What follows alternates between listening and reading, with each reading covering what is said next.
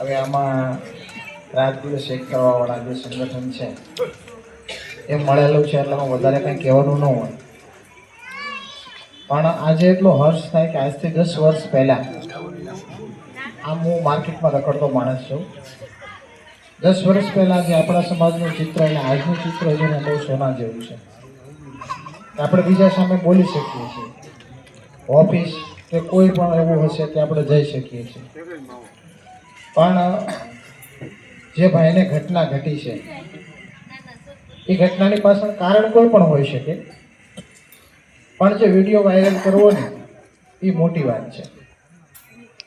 એને શું કહેવું હશે આપણને ખ્યાલ નથી, પણ જે ભાઈએ કીધું એમ કે જે ઘટના મારા ઘરે બીજાના ઘરે ઘટી છે કાલે મારા ઘરે પણ ઘટી શકે. એનું કારણ શું?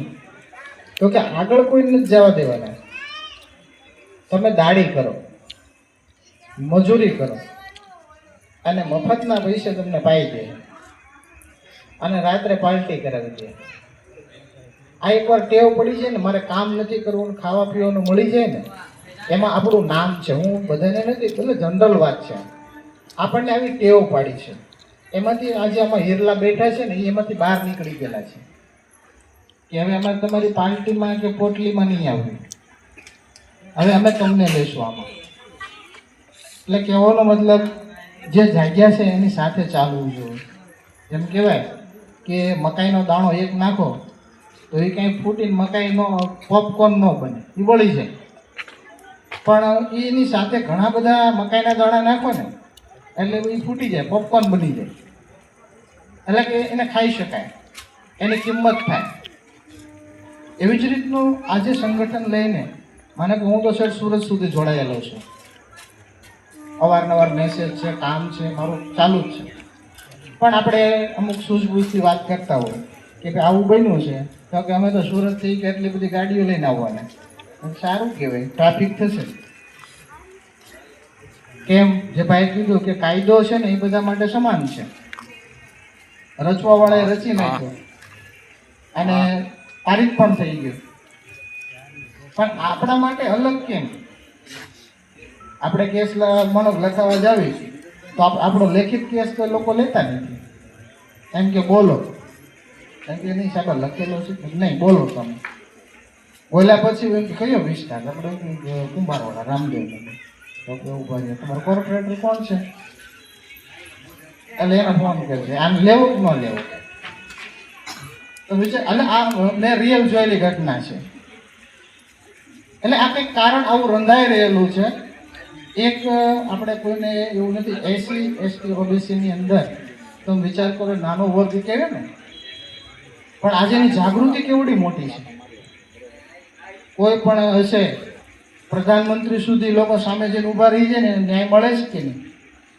તો આપણો તો મોટામાં મોટો સમાજ છે, સૌથી મોટો સમાજ, 65% સમાજ છે આપણો. એક પણ સરકાર આપણી સામે ટકી ન શકે. 65% આપણી વસ્તી છે, એક પણ સમાજ આપણી સામે ટકી ન શકે. પણ તમે એક વાત કરો ને, જ્યાં આપણે સંગઠન કમ્પ્લેટ ક્યાં આવું આવું કાલ સવારે આપણે ધમાકો કરવાનો છે, ત્યાં પણ બધું લીક થઈ ગયું. કારણ શું? કે આપણે ક્યાંય ને ક્યાંય વેચાઈ જવી છે, ભોળપણમાં આવી જવી છે, અથવા આપણને ખબર નથી પડતી, અથવા આપણી કોઈ મજબૂરી છે. પણ આ મજબૂરીમાંથી નીકળવા માટે શું કરવું જોઈએ? તો કે જે સંગઠનના જે હિરલાઓ જે છે, આજે રાત દિવસ પોતાની ગાડીઓ, પોતાનું પેટ્રોલ બગાડે છે, એને થોડુંક સમર્થન આપણે કરવું જોઈએ. શું સમર્થન કરશું? કે જતા હશે તો આપણે બે લોકો સાથે હશું તો ટેકો રહે. એકલા જશે તો શું કરશે? તો કે ભાઈ વિટનેસ તો કોઈ છે નહીં, તમારો આ કોઈ હોવો તો જોવે ને, સાક્ષી તો કોઈ લાવો.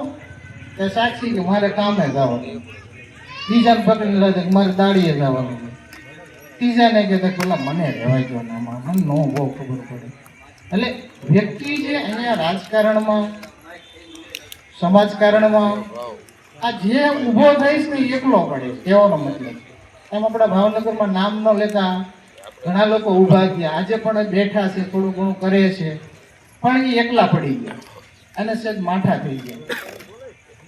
અને એક દિશામાં ચાલવું જોઈએ, મતલબ એક છે સરકાર કોઈ પણ હોય, સત્તા કોઈ પણ હોય, પણ આપણી દિશા આપણે એક બનાવી જોઈએ. આપણી મતલબ આપણું કોળી સંગઠન છે એને ખબર છે કે આપણે હારી જવાના છતાંય મત કોળી સંગઠનમાં જ પડવો જોઈએ. આપણને ખબર છે કે પોલીસ સ્ટેશન આપણને કોઈ નિર્ણય મળવાનો જ નથી, પણ 50-75 ના ઊભા હોવા જ જોઈએ. એટલે કહેવાનું તો જ આપણી ધાણી ફૂટવાની, નહીંતર આપણી ધાણી ફૂટવાની નથી. એટલે એટલું કહી અને અમારું જે રામદેવનગર છે એ ખરેખર જેને જે છે વ્યવસ્થા, પણ ભાઈ કે તો ક્યાં જવું એટલી વાતમાં સમજી જાય. એટલે અમારું આમ કહું ગઢ કહેવાય. એમાં અહીંયા જે મહેનત કરે છે મઢોલી ગ્રુપની અંદર, એવું અમારું આખું મઢોલી ગ્રુપ છે ને એ એકબીજા સાથે સંકળાયેલું છે, એકબીજાની વાતને સમજવા માટે તૈયાર છે અને જતું કરવા પણ તૈયાર છે. એટલે અમે તો અહીંયા સુખી છીએ, ખૂબ બહુ અગવડ નથી. એમ અમે શાંતિથી બધા સૂઈ શકીએ છીએ, પણ એવું બધે જ બને એવું આપણે આગ્રહ રાખી અને આ સંગઠનમાં જોડાયેલા છે અને અહીંયાથી પણ અમારા મિત્રો છે બધા તમને સહયોગ કરશે એવી આશા રાખી અને કોઈ જય કોળી સમાજ.